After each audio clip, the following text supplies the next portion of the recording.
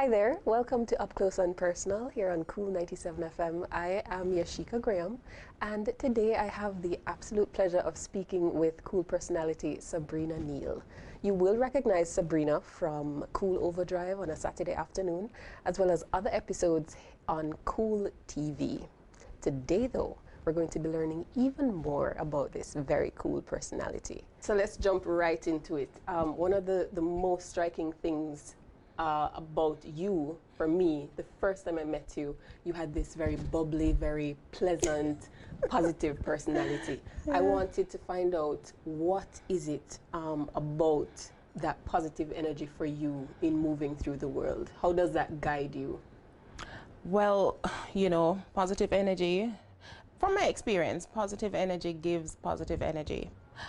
I come to you, I give you positive energy, and you return it, right. And then we have more positive energy. Mm-hmm. So it's very important, because it's pretty much seeing the glass half full, thinking positive, you know, embracing all of those wonderful positive things from the universe. And I think that having that frame of mind is what is really important. If you walk around with negative energy, then you attract. I mean, just think about it. I'm having a bad day and I come to you, and then you get upset. Yeah.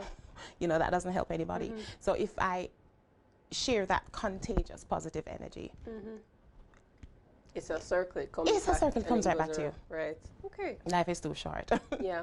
So tell us, where did you grow up? Are you a country woman, a Kingston woman? Where did Sabrina Neal grow up? I spent the first 10 years of my life in Kingston. Then my parents bought land in Upper St. Andrew. Then I hated the country as a teenager. Oh dear. But then going on my own as an adult, I started missing it again. And so I'm back in the country. Okay. We're gonna talk a little bit about that in a few, but I wanted to find out as well if you grew up with siblings. Yes. What was that like? Oh boy. 3 sisters at first. I'm actually smack in the middle of 5. 4 girls, 1 boy. He's the last child.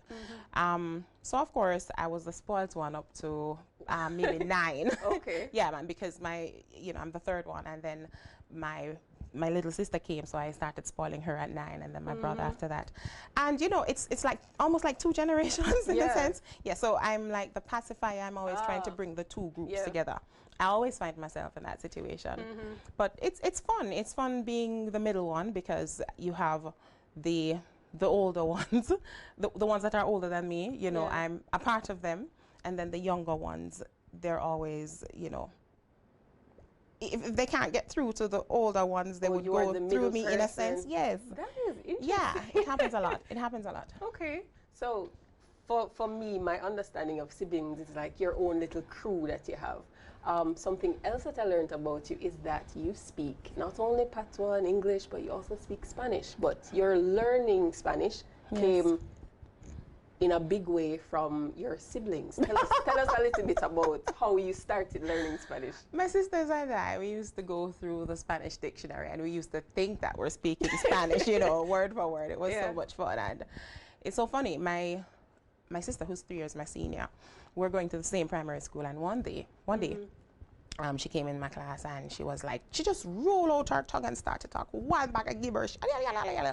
So I was like, okay, what nonsense is this? But I was in 6th grade, so I just looked at her and I said, see, and I went in my bag and I took up a book and I gave it to her, and she started teaching the class, because there was no teacher around, and she was senior.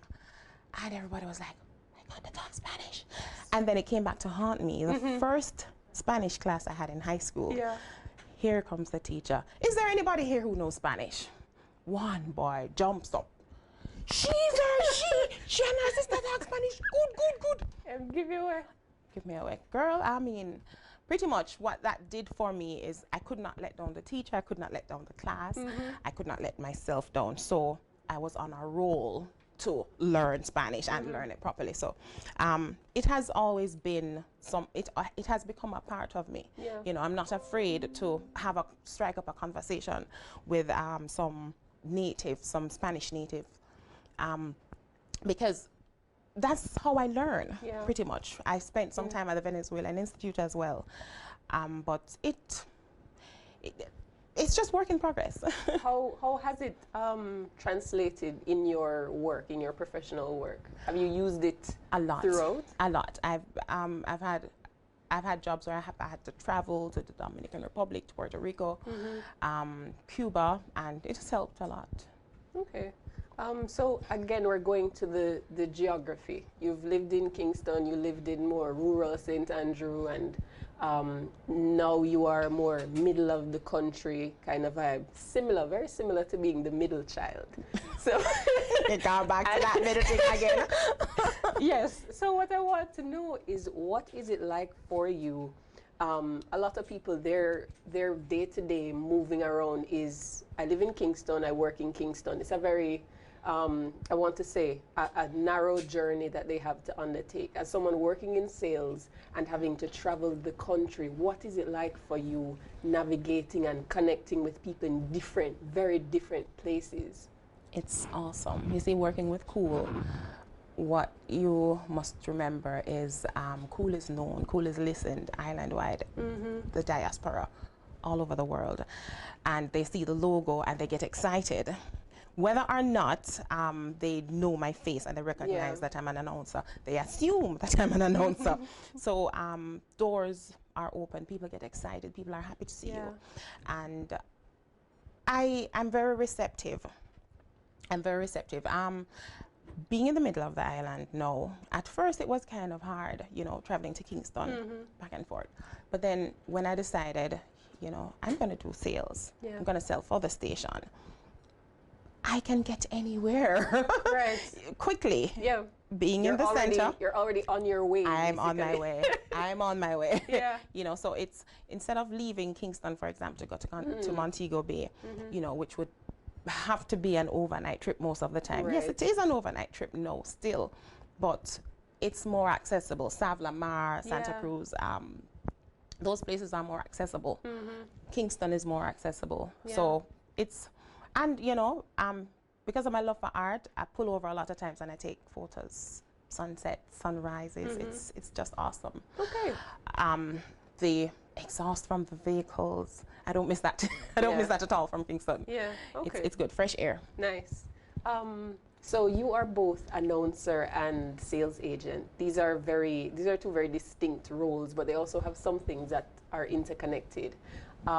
You have spoken a lot about the importance of people and how you enjoy sales, and you've studied marketing and that kind of thing. What do you think is the central thing you're able to achieve and that you enjoy achieving inside of those roles, and where do you see yourself going from here? It's interesting that you brought that question up. I see myself going into advertising, full-fledged advertising, and being in media is very, very critical. Hence, I maintain the on-air presence.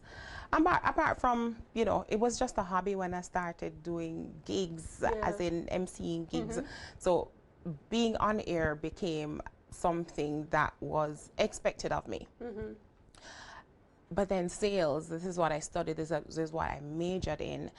And to me, it's like working, and I'm working and I'm not working. Yeah. So I'm getting a lot of experience. I'm helping persons to find solutions to build their businesses. Yeah. I'm on air, so you know, being able to send a shout out every now and then, it helps. Yeah. You know, it helps tremendously.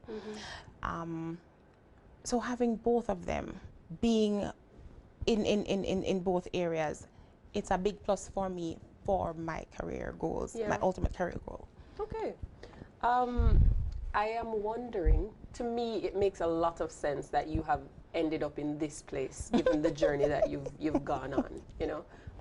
You do strike me as the kind of person that would be in marketing, would be, you know, engaging with people. I wondered if there was a particular moment that you made that decision or knew that this was where you were headed, or a moment when the door opened and you saw it and you're like, wow, I can do that. Did you have a moment like that?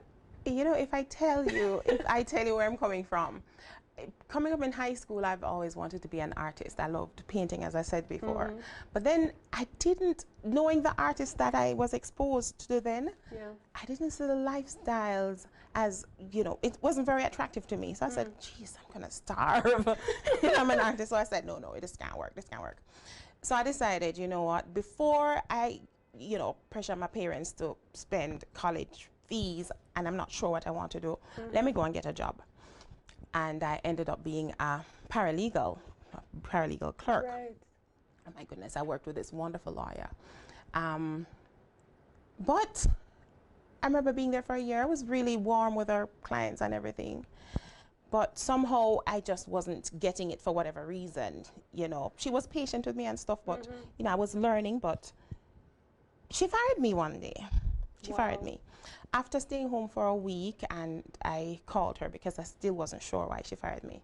After staying home for a week, and I said, all right, I can't stay here now, I need to go and earn. I called her and I told her I wanted a recommendation. I told her I wanted to go and work for another lawyer. She said, Miss Neal, how can you do that? I was like, what did I do? She said, come on, let's talk, come on, let's talk. Long and short of the story, she sent me directly into tourism because she says, your personality is not for this field. Because I even signed up to do a paralegal course so I could be better at my job. And she said, no, I cannot allow you to do that. You're wasting your life. You belong in tourism and hospitality. And she sent me straight because she had good connections. And the following week, I started working at a prominent hotel in Kingston. And I spent 4 years there on the front desk. Oh my goodness, it was a walk in the park.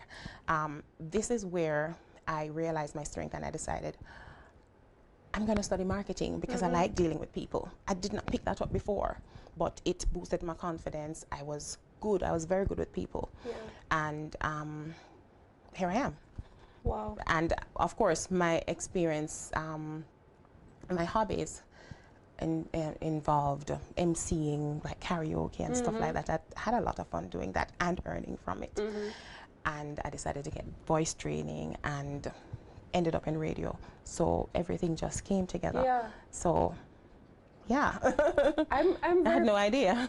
I'm fascinated by the whole, what looks like disappointment turning into something that was central in your direction. How something can look a certain way, but you investigated.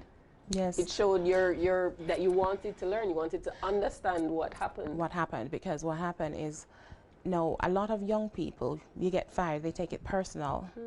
You know, it's not a bad thing. You know, it's not always a bad thing. Maybe when one door closes, another, a better one opens up. It's your attitude that determines your latitude.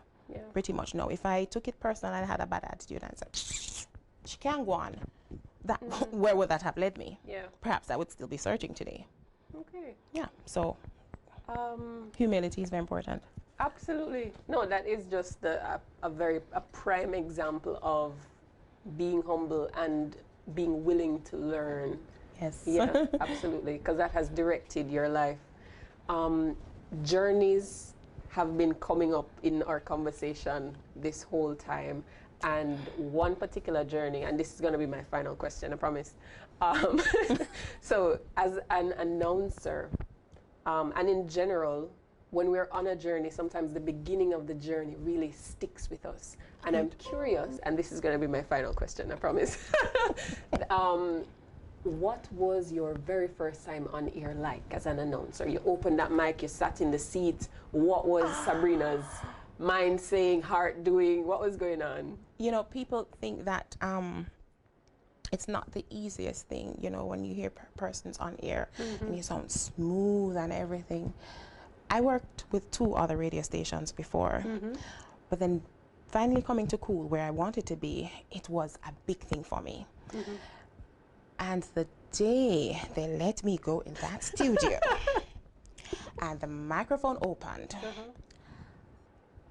have you ever seen a bouncing ball all over the place? My heart was up here, down there. It was hitting all over my body. It was, I was tearing up inside. And it came out in my voice. When I'm nervous, it comes out in my voice. Like my voice is shaking, but my heart was like palpitating. Yeah.